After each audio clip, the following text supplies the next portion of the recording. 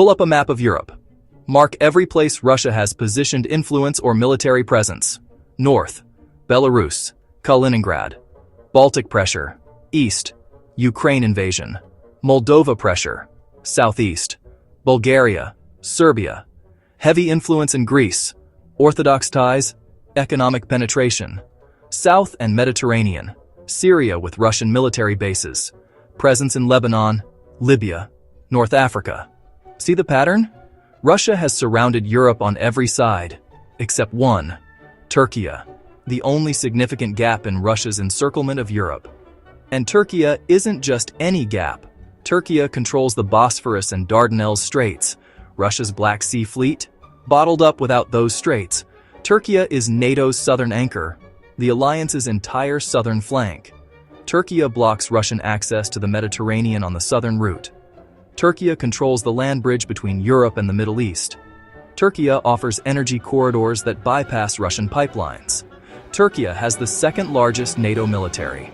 Now imagine Russia controlled Turkey. Think about what Russia would gain. Direct, unrestricted Mediterranean access. Control of the straits. Black Sea Fleet moves freely. Energy chokehold.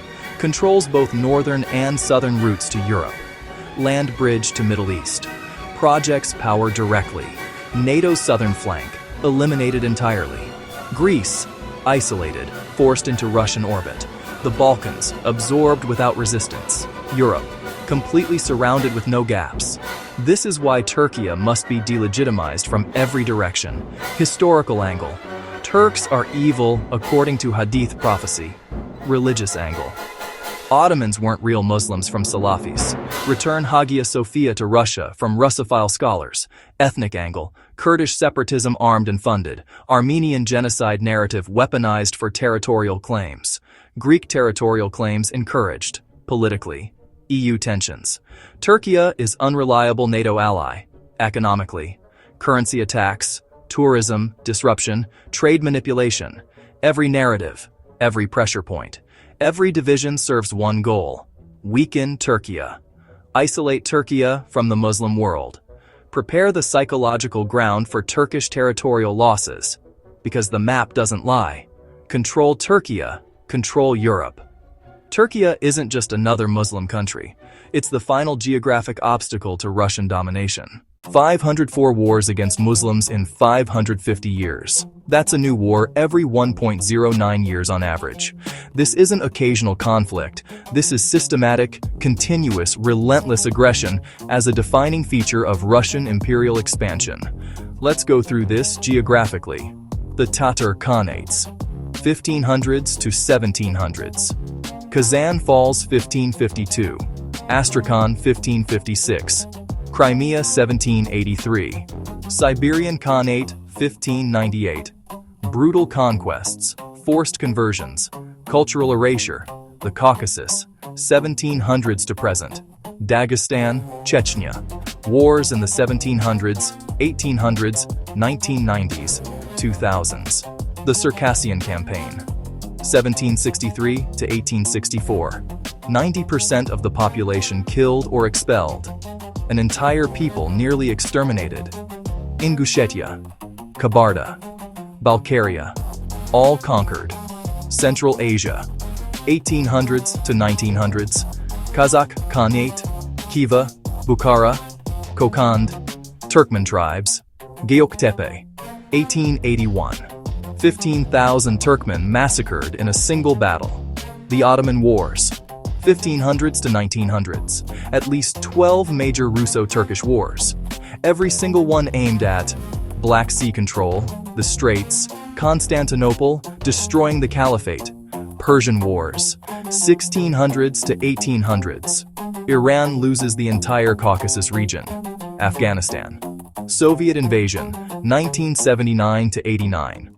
1 million Afghans killed. Soviet era, 1917 to 1991. Thousands of mosques destroyed systematically. Murder of ulama and Islamic scholars. 1944 deportations. Chechens, Crimean Tatars. Mortality rates of 40 to 46%. Ingush, Balkars. Genocidal deportations. Kazakh famine, 1930s. 1.3 to 1.5 million dead. 38% of the entire population. Engineered famine as ethnic cleansing. Post-Soviet, 1991 to present. Chechen wars, 40,000 to 100,000 killed. Syria, 2015 to present. Russian military involvement. 500,000 plus total casualties in the conflict. First of Russian targets in Syria? You guessed it. The Turkmen community of Syria, 2014. Crimea annexed again, 240 years after the first annexation. See the pattern? Every direction Russia expanded meant encountering Muslim territories. Genocidal tactics are the norm. Mass killings, cultural destruction, deportations, forced conversions. It never ends. Each generation of Muslims resists. Each suppression followed by new uprisings. Same territories fought over repeatedly. Crimea taken in the 1700s. Wars throughout the 1800s. Taken again 1783. Annexed again 2014. Cultural genocide always accompanies military conquest. Language banned, identity erased. Mosques destroyed. Islamic practice suppressed. Russia claims defense while pursuing pure expansion, just as their mini-me does in the Holy Land. Conservative estimate of deaths, 3 to 5 million plus Turkic and Muslim people killed directly in the last 550 years alone. And that's just documented deaths. Famines, deportations, disease. The total is far higher. No other power has maintained this level of sustained anti-Muslim warfare. The British and French empires fought Muslims, but also many non-Muslims. Russia? Muslims were the primary target and obstacle for 550-plus continuous years. And a so-called Muslim scholar tells his followers to ally with this power? But 550 years is just the documented modern period. This conflict goes back 1,000 to 1,500 years. Phase 1. Turkic dominance, 500s to 1200 CE. Turkic peoples dominated the Eurasian steppes. The Gökturks, 552 to 745 CE. The Khazars, 650 to 960, controlled southern Russia and the entire Caucasus. Bulgars, Pechenegs, Kuman, Kipchaks, all Turkic confederations. Early Slavic Rus principalities in constant warfare with these Turkic peoples. Phase 2. The Mongol Turkic rule, 1237 to 1480. The Golden Horde conquers the Rus principalities. 240-plus years of Russian subordination to Turkic Mongol overlords. Russians paid tribute, sought permission from the Khan to rule their own lands. This is the Tatar yoke, and their social engineers make this into the deepest psychological wound in Russian historical consciousness. This period is critical to understanding everything that follows. Russians see Turkic peoples not just as enemies, but as historical humiliators, the people who ruled over them for 240 years. Phase 3. Russian revenge, 1480 to present, 1480. The Muscovy Tatars are broken off from the Golden Horde by force. What happens immediately? Wars against Turkic Khanates begin. 1552. Ivan the Terrible conquers Kazan. Symbolic revenge. 1556. Astrakhan falls. From this point forward, 550-plus years of continuous warfare against Turkic peoples. Systematic destruction of every Turkic state. Genocidal campaigns. Not just conquest, but extermination. Never achieves lasting peace. Each generation continues the pattern. The Tatar yoke complex explains the exceptional brutality. This isn't just territorial expansion. This is ancient civilizational revenge, using the Tatar yoke to shield their Turkophobia. This didn't start with Tatar yoke, but this is framed as erasing the memory of subordination by erasing the people who subordinated Russia. And here's the bitter irony. Those 240 years under Turkic Mongol rule, they shaped what became Russia. Administrative systems, borrowed from the Golden Horde. Military organization, learned from the Mongols. The postal system, census methods, tax collection, all Mongol innovations.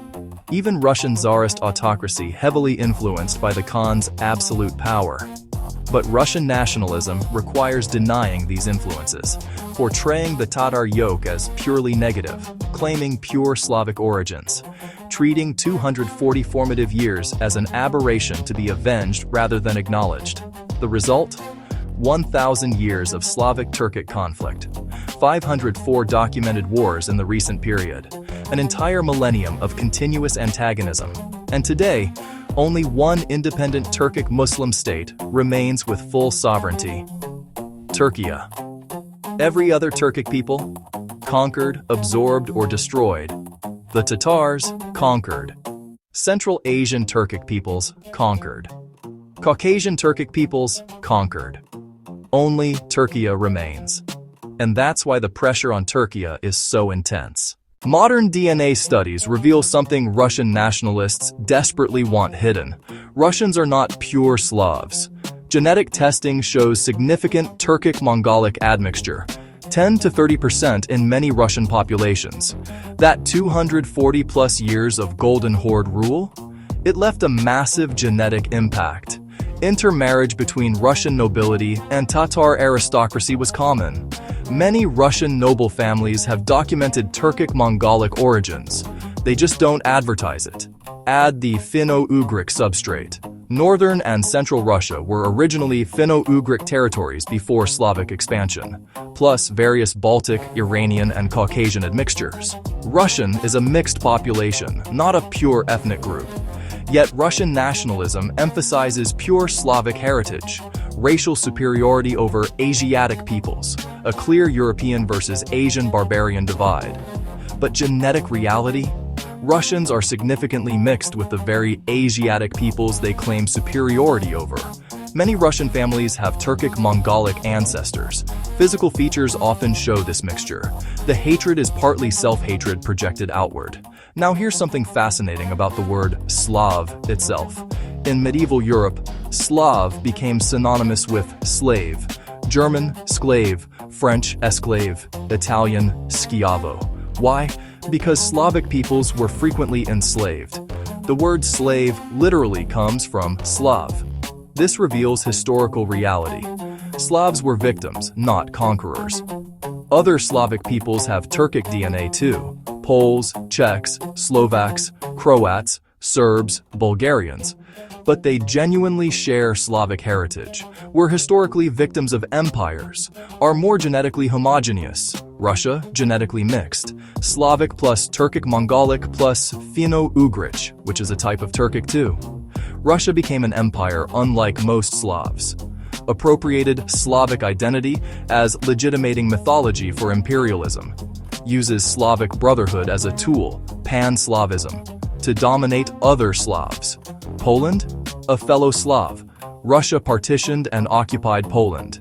Other Slavic nations recognize this. Poland, Czech Republic, Slovakia, deeply suspicious of Russia. Don't see Russia as a brother. View Russia as an imperial oppressor. They joined NATO specifically to protect against Russia. They recognize Russia isn't the same kind of Slavic entity they are. Russia is like the habitual criminal in the family who shares the family name, but betrays every family value. Uses the shared name as cover for crimes against the family itself. 1,000 years of continuous aggression. Never reforms. Each generation continues the pattern. Claims victimhood while victimizing. Rewrites history to justify crimes, just like their mini-me does in the Holy Land. And what does Russia's genetic reality reveal? If Russians carry significant Turkic-Mongolic DNA, then 1,000 years of warfare is against genetic relatives. The genocides are self-destruction. Hatred of Asiatic features is hatred of Russian genetic reality. Russia is trying to eliminate evidence of hybrid identity by eliminating Turkic peoples themselves. This explains the exceptional brutality. Not just conquest, extermination, not just victory, cultural genocide, not just domination, erasure. It's a violent attack on one side of their own mixed heritage to claim purity in the other. Played out over a millennium, millions dead, and the denial continues. The Ottomans knew. In the 19th century, they documented a Russian tactic so insidious it's still working today. Russia was training Islamic religious authorities to serve Russian interests. Here's how the program worked. Step 1. Identify promising individuals from Muslim territories, particularly those with grievances or ambitions. Step 2. Bring them to Russian institutions under various pretexts. Step 3. Provide them with legitimate Islamic education. They must appear credible. Step 4. Subtly indoctrinate them with pro-Russian geopolitical orientation. Step 5. Teach them to undermine Ottoman Caliphate authority specifically. Step 6. Deploy them back to their communities as legitimate religious scholars. What was their message? Delegitimize the Ottoman Caliphate as corrupt Turkish innovation. Question Turkish Islamic legitimacy. Not real Islam. Instigate sectarian division. Sunni versus Shia. Arab versus Turk. Traditional versus reformist. Promote pro-Russian geopolitical positions as Islamic wisdom. Undermine the struggle against Russian expansion. Russia isn't the real enemy. Create theological confusion and paralysis. The strategic purpose? Neutralize Muslim resistance to Russian expansion without firing a shot. Weaken the Ottoman Caliphate's religious authority internally. Prevent pan-Islamic unity across ethnic and sectarian lines. Create a collaborator class of religious figures. The Ottomans called this out explicitly in their intelligence reports. They warned about Russian-trained imams spreading fitna. They documented the pattern. But today, the same program runs on a global scale through social media. The 19th century pattern, trained by Russian Empire, deployed to Ottoman territories, undermined the Caliphate, served Russian expansion. The 21st century pattern, influenced by Russian geopolitical interests, deployed via YouTube and social media globally, undermined Turkish legitimacy, prepare for Russian dominance. Same program, modern technology. Now think about so-called Sheikh Hossein. Is he a direct asset, knowingly working with Russian intelligence? An unwitting asset, genuinely believes his eschatology, but it perfectly serves Russia?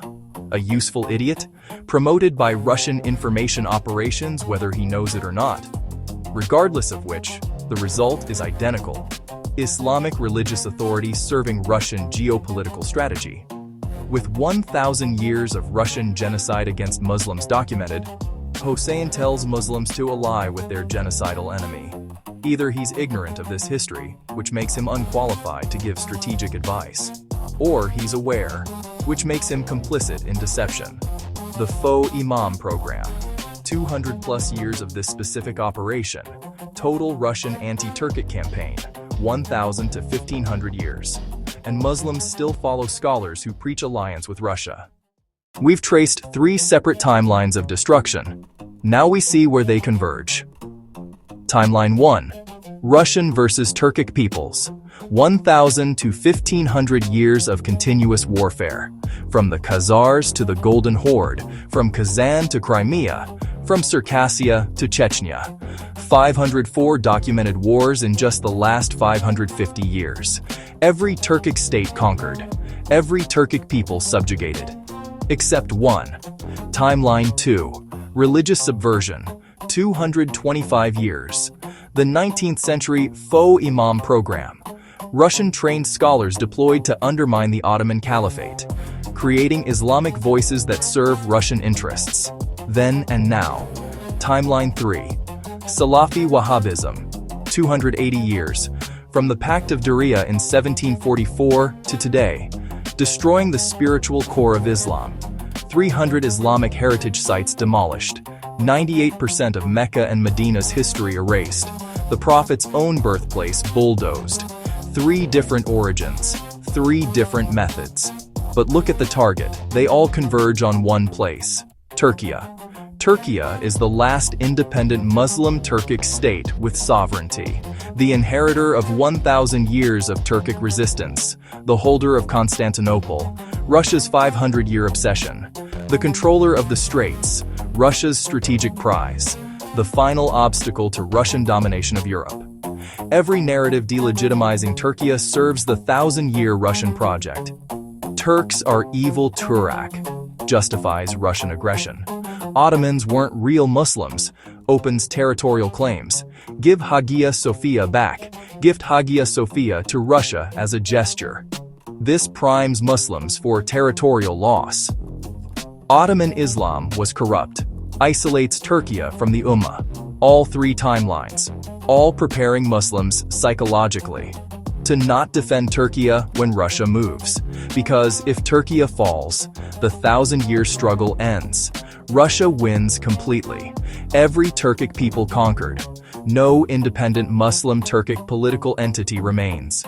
Russia controls Constantinople, controls the Straits, completes European encirclement. The maps don't lie. Look at Russia's positioning. North, Belarus, Kaliningrad, the Baltics. East, direct border, Ukraine invaded. Southeast, Bulgaria, Serbia, Greece, heavily influenced. South, Syria, Russian bases. Mediterranean access through proxies. Now find the gap. The only gap in Russia's complete encirclement of Europe. Turkey, control Turkey, and Russia controls Europe. This is why the propaganda intensity is so extreme. This is why all three beasts converge on one target. After a millennium, the final piece. As a Muslim, if someone is telling you to ally with Russia, these questions must be answered. Question 1. The 1,000-year record. Russia fought Turkic peoples for over 1,000 years, conquered every Turkic state, committed multiple genocides, killed millions, destroyed Islamic Turkic civilizations, currently occupies Turkic Muslim lands, never stopped, never apologized, never changed course. How do you justify alliance with this empire? Question 2. 504 wars. That's not a typo. 504 documented wars against Muslims in 550 years. A new war every 1.09 years on average. For 5.5 centuries. What evidence suggests Russian intentions toward the whole Ummah differ from their treatment of every previous Muslim group they got their hands on? Question 3. The awareness question. Are you ignorant of this history? Or complicit in deception? If ignorant, you're unqualified to give the Ummah strategic advice and should stick to your day jobs. If aware and still advocating, you're serving Russian interests against the Ummah. Which is it? Question 4. Whose interests? When Mr. Hossein or Mr. Hamdi tell Muslims to ally with Russia or China, when you delegitimize Turkish Islamic Authority, when you advocate Muslim surrender of territory, whose interests does your message serve? The answer: Russia's Millennial Turkic subjugation project. Question 5. The accountability question. What will you say to Turkic Muslims when Russian tanks roll? Answer: nothing. We've seen this movie several times in the last few hundred years. If Istanbul fell, if the last independent Turkic state collapsed, the chaos in the Middle East we see today will be remembered as good times, and your advocacy for Russian and Chinese alliance enabled it. What will you say to the Ummah? These aren't rhetorical questions. These require answers, real answers, documented answers, not eschatology, not speculation, not feelings. We've shown you the history, the evidence, the facts. 504 wars in 550 years, 1,000 years of continuous aggression, multiple genocides, millions dead, dozens of states destroyed, one target remaining, Turkey. And you're telling Muslims to ally with the beast that devoured every Muslim community it could reach. Now, answer the questions.